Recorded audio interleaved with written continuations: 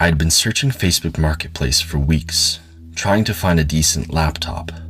My old one died, and I couldn't afford anything new. I found a listing of a barely used MacBook Pro at $400. The photos looked legit, with the protective film on the screen, original box, and all the accessories.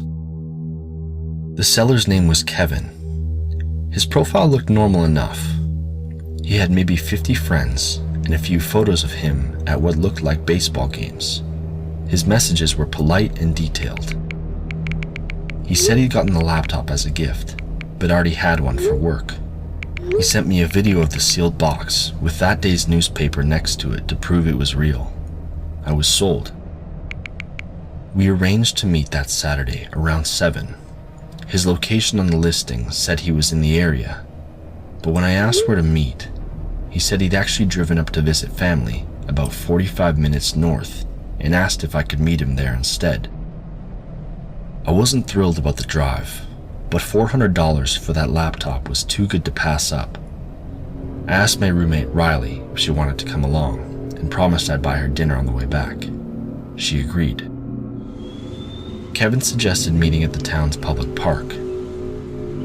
We left around 6:30, which gave us plenty of time to get there. Riley and I talked about how we'd spend the rest of the night, probably hitting up some bars and making a whole evening of it. The drive took us through increasingly rural areas with lots of farmland, scattered houses, and dense patches of trees. By the time we got close, it was almost dark. The park sat at the end of a quiet road. It was empty, except for a few streetlights flickering through the trees. The playground was dark. Swings were creaking in the wind. We drove around it twice, looking for Kevin's silver Honda, but couldn't find him. I called him. He picked up on the first ring and said his car wouldn't start. Asked if we could help him jump it. He had cables. He was only about 10 minutes away and sent me the location. I pulled it up on my phone. It was just a pin dropped on what looked like an empty road surrounded by woods. Riley immediately said no, that this was sketchy as hell and we should just go home. But I'd driven 45 minutes already and didn't want to waste the trip. I told Riley we'd just drive by and see if he was actually there. She reluctantly agreed. The road was narrow and unlit with trees on both sides. As we got closer to the pin, I saw headlights ahead. A car was parked on the shoulder with its hazards on. I slowed down. It was silver. Could have been a Honda, but I couldn't see anyone inside. No one was standing outside either. The interior looked completely empty. Riley told me to keep driving. I was already accelerating past it when my phone started ringing. It was Kevin. I didn't answer, but he wouldn't stop calling. Then the text started. Saw you drive past. Why didn't you stop? Turn around. I'm right here. Need your help, girl. I ignored all of it. Riley was already looking up places to eat nearby and found a dinner about 15 minutes away. She joked about the whole thing. The place was small and quiet, with just us and an older couple in a corner booth. We sat near the window and ordered coffee. The waitress was bringing it over when a guy in a dark hoodie walked in. He sat at the counter with his hood still up and ordered coffee without looking at anyone. But every minute or so, he'd glance over at our table. I leaned across the table and whispered to Riley that the guy might be Kevin. Riley didn't turn around, just asked if I was serious. When the waitress brought the guy his coffee, he said thank you loud enough for the whole diner to hear. It was Kevin's voice from the phone call. I told Riley we needed to leave. I asked the waitress for the check. Said we just needed the coffee to go. She asked if everything was okay. I paid fast. We picked up our coffee and headed for the door. Riley said the guy was getting up. I didn't look back, just got to my car and started it. Through the diner window, I saw him moving toward the door. I pulled out of the parking lot faster than I should have. There was a silver Honda parked next to the exit. We got back on the highway. I was doing maybe 80. About 20 minutes into the drive, my low tire pressure light came on. The PSI dropped fast. I had to pull over before I destroyed the rim. My tire was slashed along the sidewall. He must have done it while we were in the diner. Changing it took almost 20 minutes. Cars kept flying past, and it made the whole thing more stressful. Every set of headlights in the rear view made my heart race. We made it home around 11. I still bought Riley dinner like I'd promised, though neither of us had much appetite anymore.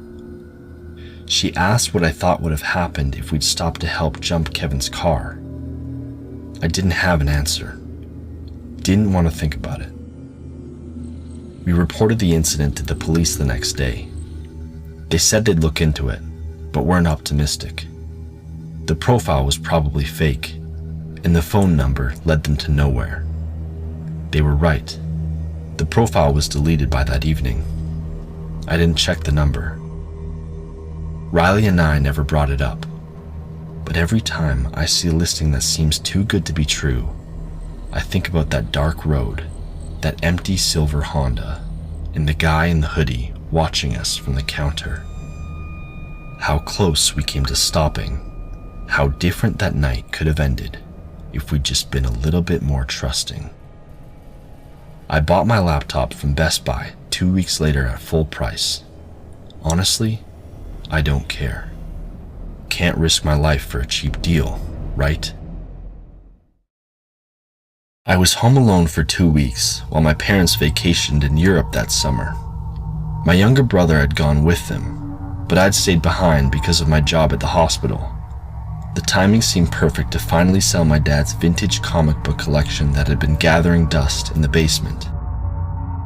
He'd been talking about selling it for years, but never got around to it. I figured if I listed it while they were gone, made the sale, and surprised them with the cash when they got back, they'd be thrilled.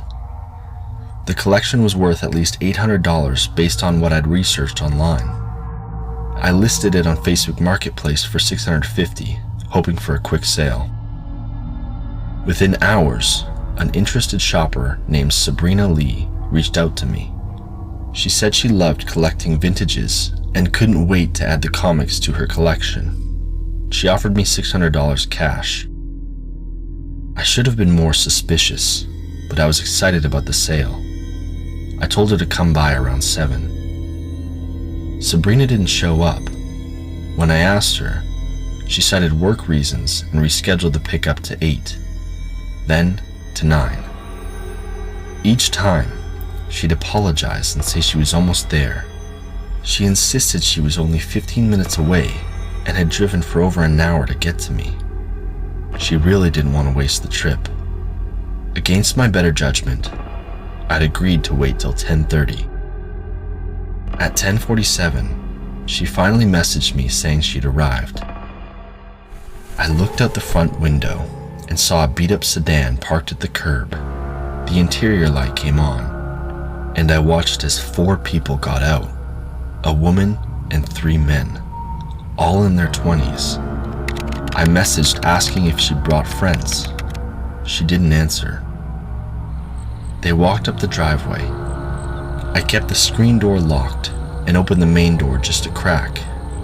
The woman, presumably Sabrina, smiled and asked if I was David. I confirmed, but I said I hadn't expected her to bring other people. She made up stuff about the guys being her brothers, and the late night, and that they'd wait outside. She tried really hard to get me to open the door. I didn't. I could tell she was annoyed. Suddenly, she started pulling on the screen door handle, asking what the problem was. The 3 guys behind her moved closer. I shut the main door and locked it, wishing they'd get the hint and leave. They didn't. Instead, They started yelling at me about wasting their time, demanding I open the door. One of the guys started pounding on it, shouting obscenities while his friends laughed. I moved away from the door and watched through the dining room window as they stood on the porch for nearly 15 minutes, knocking periodically and talking among themselves. From my brother's upstairs bedroom, I could see the driveway below. One of the guys was urinating on the concrete right next to my mom's flower bed. They were making no effort to hide what they were doing. Eventually, they left, got back in the car, and drove off slowly, like they weren't in any hurry. I deleted the listing immediately and blocked the account. I didn't call 911 because I thought it was done and dusted. Around 2 in the morning, I heard glass breaking downstairs.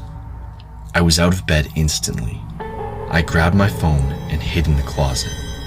I could hear multiple footsteps downstairs, sounds of cabinets and drawers opening. I dialed 911 and told the dispatcher about these intruders. She told me to stay on the line, stay quiet, that officers were on the way. The footsteps came upstairs. I could hear them going through my parents' bedroom, my brother's room. One of them tried my door handle and found it locked. Someone kicked it. Once, twice. The frame splintered but held. Then they moved on and continued down the hall. The dispatcher kept asking if I was okay. I couldn't respond, just kept the phone pressed to my ear. After what felt like hours, but was probably less than 5 minutes, I heard them go back downstairs. The back door slammed. The police arrived about 8 minutes after I'd called. Found the kitchen window completely shattered with glass all over the floor. The back door had been forced open from the inside. They took my dad's laptop, my mom's jewelry box, cash from my brother's room, and some of my gaming equipment. The total value was probably over $3,000. The officer taking my report asked if I knew who might have done this. I showed him the Facebook messages and explained what had happened earlier that evening. He said I should have called them the first time, when the group showed up. Said that this was clearly a setup. They'd come to scope out the house, see who was home, and check the layout. I gave my statement to the detectives the next day, embellished a bit, and said one of the guys had threatened me through the door. I figured it would have made them take it more seriously. They did. Got a warrant for the Facebook account data and tracked down the IP address. Sabrina, the real name Tiffany Marsh, lived 2 towns over with a record for theft and drug possession. The warrant on her apartment recovered most of what had been stolen from my parents' house. She gave up the 3 guys immediately, trying to cut a deal. All 4 were charged with burglary, conspiracy, and trespassing. Most of the stolen items were returned before my parents got home. I had to tell them what had happened, obviously. They were furious, not about the break-in itself, but that I'd put their house at risk by trying to sell something without asking. My dad was actually relieved the comics were safe. They installed a security system the following week. Cameras, motion sensors, the works. I moved out 6 months later and got my own place across town. But I still think about it sometimes. About how my stupidity could have cost me more than a burglary. I don't use Facebook Marketplace anymore. When I moved into my first apartment, I needed to get rid of a lot of stuff.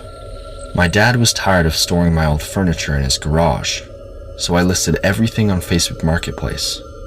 Old desk, video games, a leather couch, and this 1970s Marantz record player I'd inherited from my uncle. The record player was the prize item. I listed it for $450. It was worth more, but I needed it gone quickly. For the first week, I got the usual responses. People would ask if it was still available and then disappear. Then, someone named Marcus reached out. His profile picture showed a guy in his early 30s wearing sunglasses at the beach. The account was pretty sparse with the privacy settings locked down, but we had 4 mutual friends from high school, and his last name matched someone I vaguely remember from high school, so I figured it was legit. Marcus said he was interested and asked if he could pick it up. He didn't haggle on price or ask questions about the condition, which should have been a red flag. But I was just excited to make the sale. I told him I was free most evenings after 6. He said he worked till late, but could swing by around midnight. I agreed. I tried being friendly and asked if he'd gone to Lincoln High. The typing indicator appeared and disappeared a few times before he finally responded with a vague, "Yeah." I said I thought I'd recognized his name. He left me on scene for hours. When he did respond, he just asked for my address. I sent it, and again, he left me on scene. The rest of the day went by without anything. Around 11:30, I texted to ask if he was still coming. His response came at 11:47, saying he was outside. I looked out my second-floor window and saw a black SUV parked across the street with the engine running in tinted windows. I called the number. It rang twice before going to voicemail. I texted back saying I'd buzz him in so he could come up and check it out. He insisted I bring it down to the lobby, said his friend was with him and that they could carry it to the car after looking at it.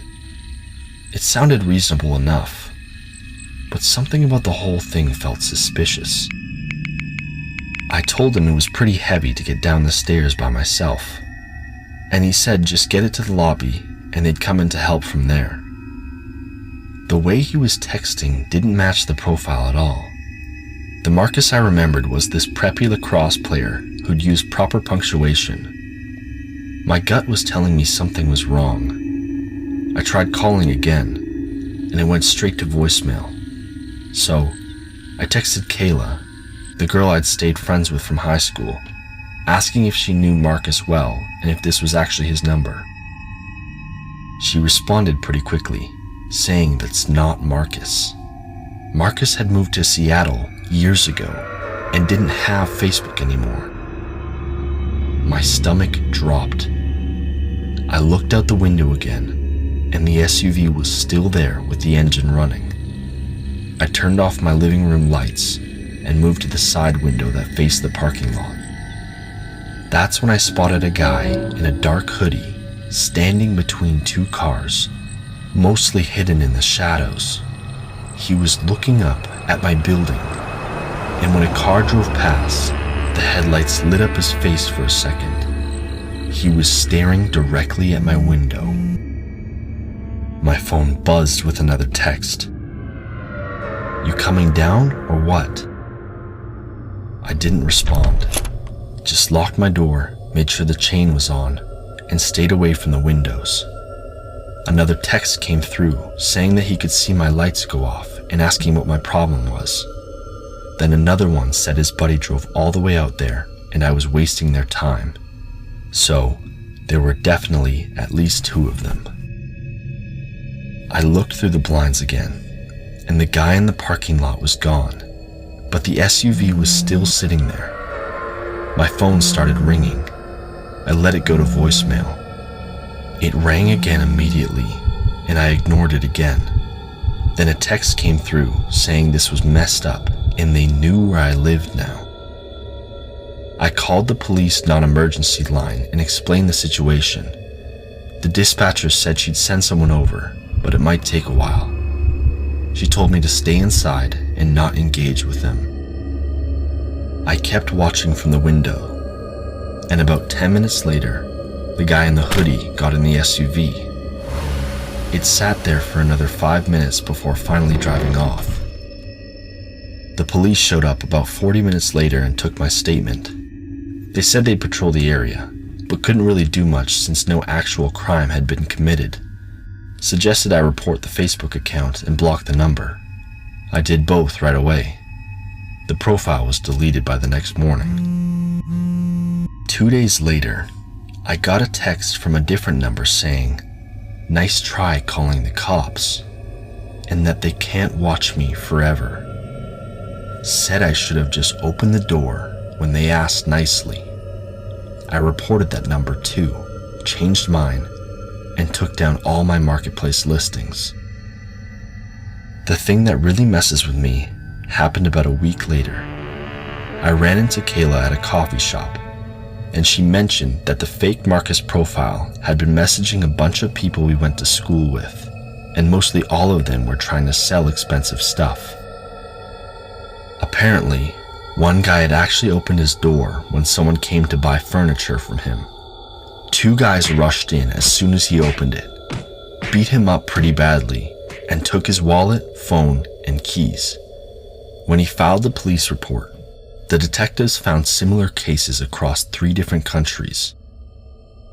I still think about what would have happened if I'd actually brought the record player down to the lobby like they wanted. I moved about 6 months later to a building with better security in a different part of town. Haven't used Marketplace since. Can't bring myself to do it.